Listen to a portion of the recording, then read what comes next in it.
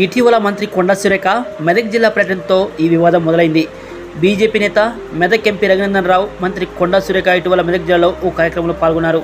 ఆ సందర్భంగా ఎంపీ రఘునందన్ రావు చేనేత కార్మికుల సమస్యలను మంత్రికి వివరించి ఆమె మెడలో చేనేత మాల ఒకటి వేశారు. దీనిపై సోషల్ మీడియాలో కొందరు ట్రోల్ చేశారు. అలా ట్రోల్ చేసిన వారు బీఆర్ఎస్ వారని, వారి ప్రొఫైల్ పిక్చర్లో బీఆర్ఎస్ నేతలు కేటీఆర్, హరీష్ రావు ఫోటోలు ఉన్నాయని చెప్తూ ఆ ఇద్దరు నేతల ప్రోద్బలంతో వారు ట్రోల్ చేస్తున్నట్లుగా ఆమె ఆరోపించారు. నూలు దండను పరిశీలించడానికి తన చేతితో పట్టుకున్నానని, మెడలో దండ వేస్తే ట్రోలింగ్ చేయడం ఏంటని ఆమె ప్రశ్నించారు. తనను మానసికంగా వేస్తున్నారంటూ మీడియా సమావేశంలో ఆమె కంటతడి పెట్టుకున్నారు.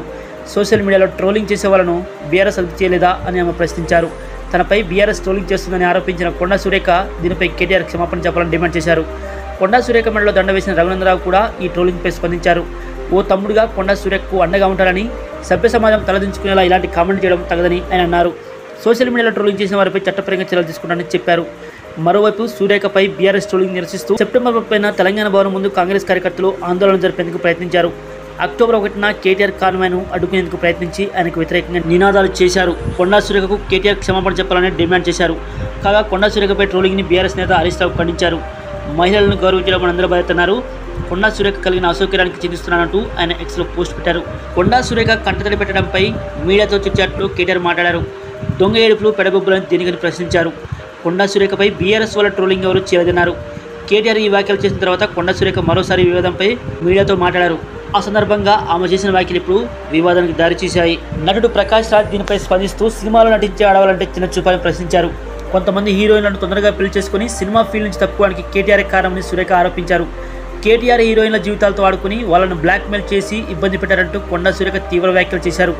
సురేఖ వ్యాఖ్యలను ఖండించిన కేటీఆర్ ఆమెకు లీగల్ నోటీసులు పంపించారు.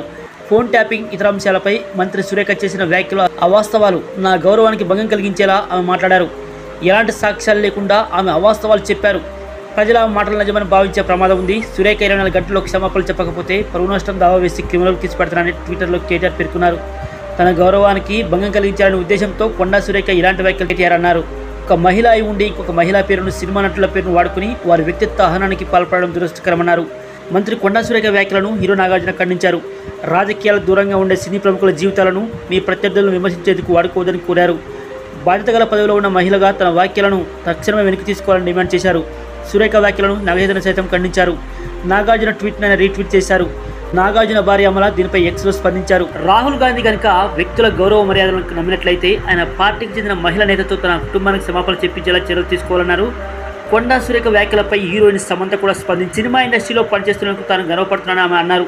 వ్యక్తుల స్వేచ్ఛను గౌరవించాలని కొండా సురేఖ విజ్ఞప్తి చేశారు.